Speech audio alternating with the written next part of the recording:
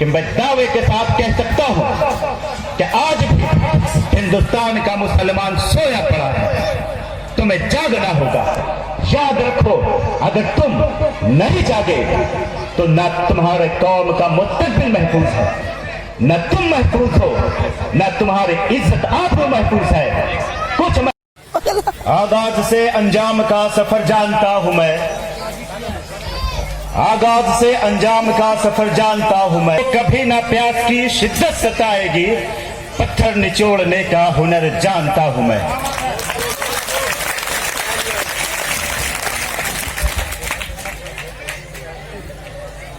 मेरे दोस्तों, मेरे बुजुर्गों, पर्दा नशी मेरी माँ और बहनों, अस्सलाम वालेकुम व रहमतुल्लाहि व बरकातुहू। सपोर्ट दे रहा है। आज इस मुल्क के अंदर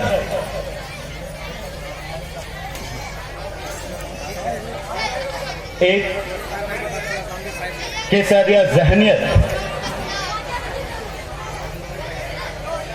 हमारे मुल्क के संविधान को कुचल देना चाहती है। आज इस मुल्क के अमनो अमान, इस मुल्क के गंगा जमनी तहजीब, इस मुल्क के हिंदू मुस्लिम एकता को कुचलने की नापाक साजिश रची जा रही है। ये हमारे लिए एक बहुत बड़ा सोचने का विषय है। पकड़ के लिए आप याद भूल गई। आज ना इस मुल्क के अंदर हमारे हिंदू भाइयों का मुस्तकबिल महफूज है, ना ही दलितों का मुस्तकबिल महफूज है, और ना ही हमारे मुस्लिम भाइयों का मुस्तकबिल महफूज है।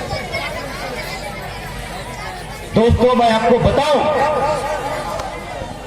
कि इंसान जब जुल्म की दुनिया से गुजरता है तो अपने दर्द भरी आवाज को तानाशाही के खिलाफ एक हथियार बना लेता है, जो दिलों में आग लगा देता है और बगावत करने पर मजबूर कर देता है। आज ये ऐवान, आज दिल्ली का शाहीन बाग, हिंदुस्तान का कोना कोना इस बात का सबूत है कि आज तुमने जो काला कानून लाया है, ये जो सीए सिटीजनशिप अमेंडमेंट एक्ट लाया है, ये एनआरसी लाया है, इस मुल्क के संविधान के खिलाफ है। और जो भी हमारे मुल्क के संविधान के खिलाफ जाएगा, हम इसे बर्दाश्त नहीं करेंगे। अगर इसके लिए हमें कुर्बानियां देनी होगी तो हम सड़कों पे उतरेंगे और अपनी कुर्बानियां पेश करेंगे।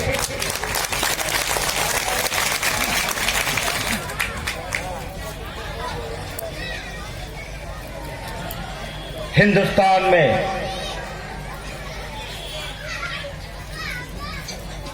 जब मुल्क आजाद नहीं हुआ था, 1857 का विद्रोह शुरू हुआ, मुसलमानों से सत्ता छीनी गई, सैकड़ों हजारों लाखों मुसलमानों का कत्ले आम हुआ। तब सर सैयद अली रहमान सोचा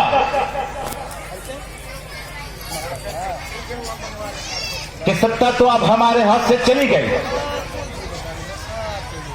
अंग्रेज हम पर हावी हो चुका, मुसलमानों की इज्जत आबरू खिया कि अगर मुसलमानों की पसमानदगी को रोकना है तो हमें। तब सर सैयद ने एक ख्वाब देखा। वो ख्वाब मुसलमानों से सारी चीजें छीन ली गई, हमारे पास बचा कुछ नहीं था, न हम तालीमी मैदान में थे, न इल्मी दुनिया में थे, न किसी और चीज में। तब सर सैयद ने सोचा कि अगर मुसलमानों को एक नया मोड़ देना है तो तालीमी मैदान में उतारना होगा। तब उन्होंने जब सर सैयद मुसलमानों के बीच गए तो हमारी कौम वो ऐसी, और आज भी हिंदुस्तान का मुसलमान, कि मैं दावे के साथ कह सकता हूं कि आज भी हिंदुस्तान का मुसलमान सोया पड़ा है, तुम्हें जागना होगा। याद रखो, अगर तुम नहीं जागे तो न तुम्हारे कौम का मुस्तकबिल महफूज है, न तुम महफूज हो, न तुम्हारी इज्जत आबरू महफूज है, कुछ महफूज नहीं है। तुम ये मत समझना कि बड़े बड़े जलसा कराकर, बड़े बड़े मुशायरा कराकर, बड़े बड़े कव्वाल को बुलाकर कव्वाली कराकर तुम इस कौम को बचा लोगे, तो ये तुम्हारी गलत फहमी है। जागो, उठ खड़े हो और जुल्म के खिलाफ लड़ो। अगर तुम नहीं लड़े तो तुम मुर्दा में से मुर्दा हो। लोग कहते हैं